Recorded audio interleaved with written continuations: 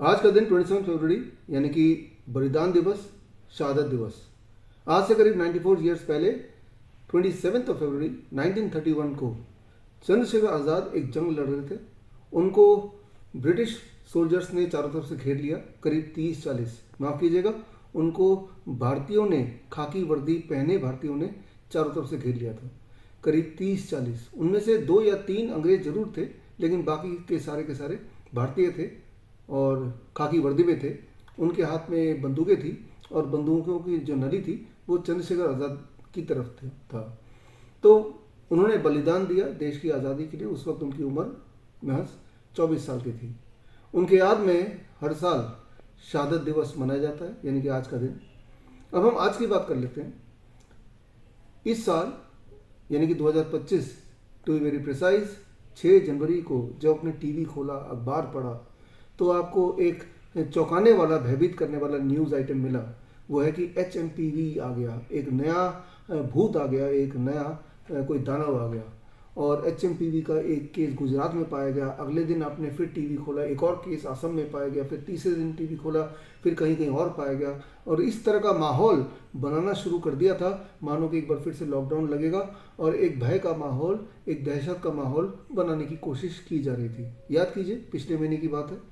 और तब 23 जनवरी 2025 यानी कि इसी साल, सुभाष चंद्र बोस जयंती के दिन हमने ये किताब लॉन्च किया, HMPV plandemic launch. Pandemic launch नहीं, प्लैंडेमिक। एक प्लान के तहत HMPV का खेल खेला जा रहा है और सारे सबूत इसके अंदर डाल दिए।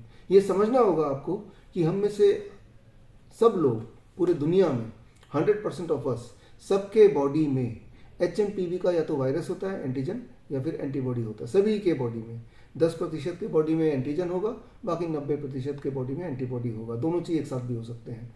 लेकिन एक दहशत का माहौल, डर का माहौल, सिर्फ बीमारी के बहाने व्यापार करने के लिए, वैक्सीन को इंट्रोड्यूस करने के लिए ये खेल खेला जाने लगा। 23 जनवरी को जब सारे सबूतों के साथ ये किताब लॉन्च किया, कौन कर रहा है, क्यों कर रहा है, सच्चाई क्या है, सारा कुछ इस किताब में है। स्क्रीन पे दिए हुए लिंक पे जाकर पढ़ सकते हैं। तो उसके बाद मैजिकली आपने गौर किया होगा, 24 जनवरी 2025 से ये HMPV का भूत सारे टीवी चैनल से अचानक न जाने कैसे गायब हो गया। अब आते हैं उस वक्त के वो खाकी वर्दी पहने हुए भारतीय थे, आज के ये सफ़ेद कोट वाले डॉक्टर्स हैं। जो बात मैं आपको बता रहा हूँ कि HMPV सबके बॉडी में होता है और किसी भी टेस्ट के माध्यम से, RT-PCR टेस्ट के माध्यम से HMPV बॉडी में पाया जाना कोई अनोखी बात नहीं है, कोई बीमारी के लक्षण नहीं है। लेकिन ये बात जो मैं आपको बता रहा हूँ, ये बात भारत के सभी सफ़ेद कोटधारी डॉक्टर्स को पता है।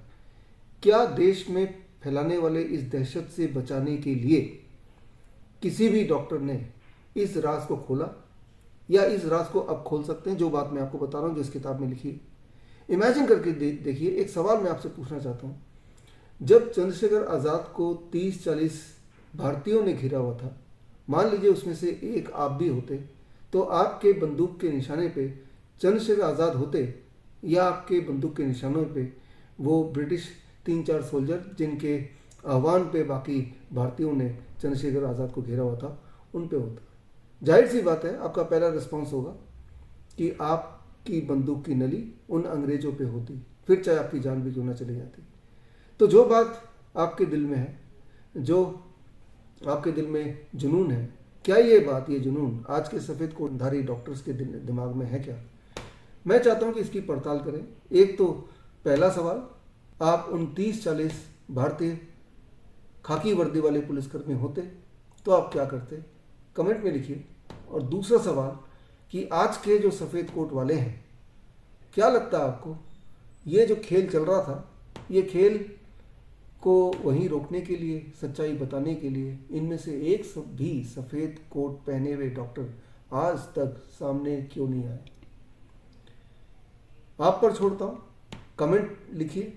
मुझे लगता है कि इस ब्रेनस्टॉर्मिंग से शहादत दिवस के दिन, बलिदान दिवस के दिन कुछ ना कुछ ऐसे निकलेगा ताकि इस देश को हम आगे ले जा पाएँ और ऐसे भटकाने वाले लोगों को एक्सपोज कर पाएँ।